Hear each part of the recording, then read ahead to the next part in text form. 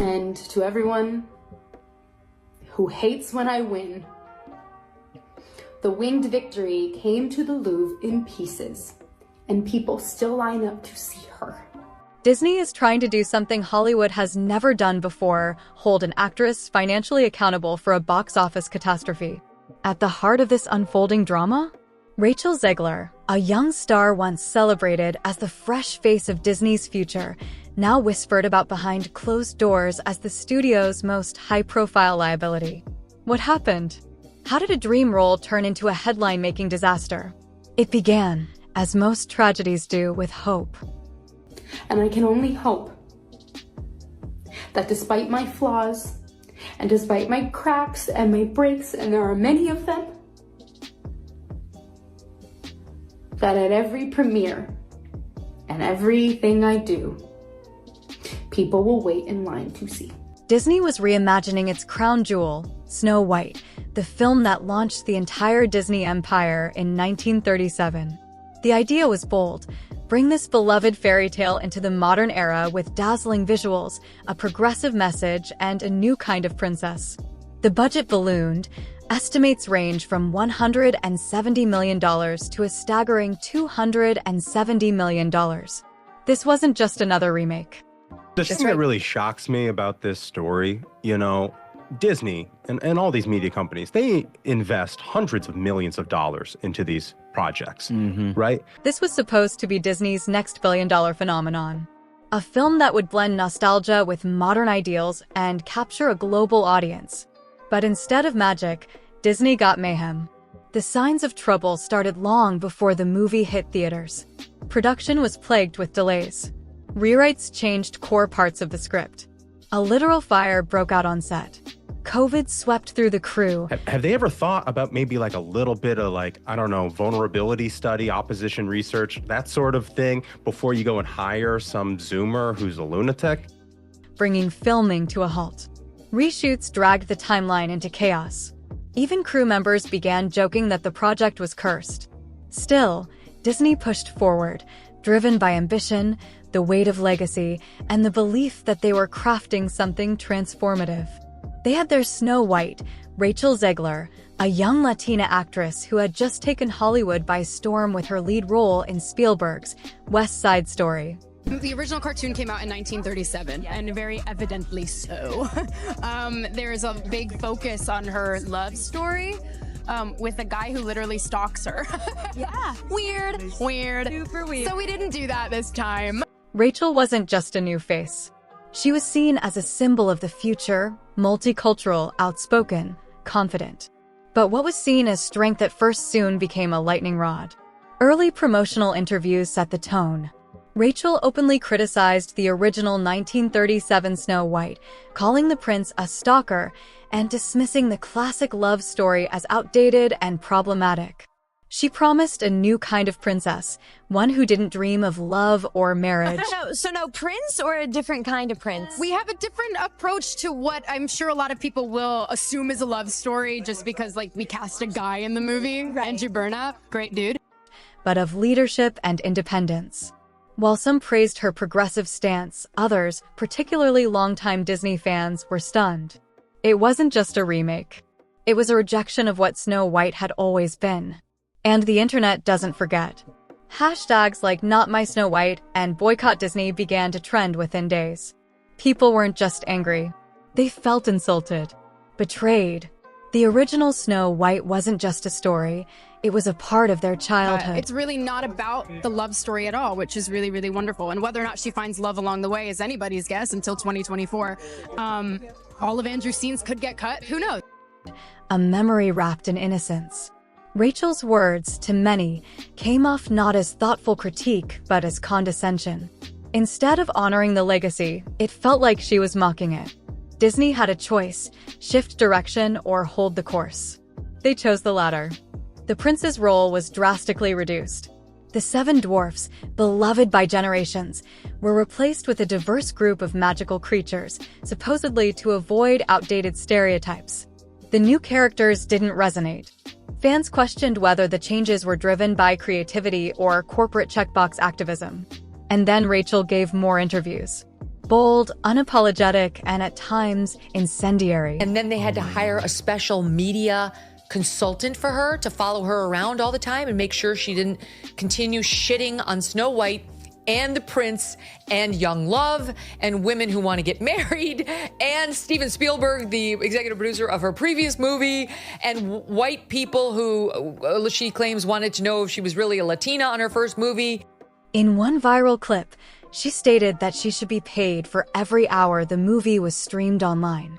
In another, she rolled her eyes at the concept of fairy tale love. Her delivery, confident, assertive, hit the internet like a bombshell. Was she simply being honest? Or was she disrespecting the very brand that gave her this platform? Behind the scenes, Disney was scrambling. They've been in a full meltdown about this girl for a couple of years now, and how they had her tweet out like a little, yay, Snow White, can't wait, so excited, I love to play her. And she did it and got like millions of views, and they were like, good job, Rachel. And then she, like minutes later, followed it up with, and never forget, free Palestine. Insiders revealed that crisis meetings were held weekly, sometimes daily. Executives were panicking. According to one source, an executive erupted in frustration, saying, she torched a billion-dollar brand in under a year, and we paid her to do it. The studio's golden opportunity was crumbling before their eyes. That's when the whispers started turning into something more serious. Legal action. Disney reportedly began combing through Rachel's contract, looking for morality clauses, performance triggers, anything that might give them a way to recover even a fraction of their losses. Could an actor really be held financially responsible for a film's failure? If Disney went through with it, it would be a first in Hollywood history. But this wasn't just about numbers. It was about optics. They tried, they flew an executive, one of the producers, out to go visit personally with Rachel Zegler to say, could you please take that down? Because we understand you can have your political views, but those aren't really helpful while you're trying to build an audience for a movie. Maybe you could save them for like your diary and your friends, but like maybe not, maybe just take the tweet down. Rachel had become more than a lead actress. She had become a cultural flashpoint. Her past tweets began resurfacing. Statements about Donald Trump, controversial posts supporting Palestine, sharp critiques of systemic racism. Her social media history became the subject of national debates.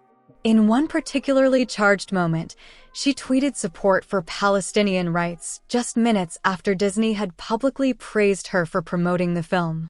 Gal Gadot, her co-star and a prominent Israeli actress, was reportedly stunned. Disney sent executives to speak with Rachel privately.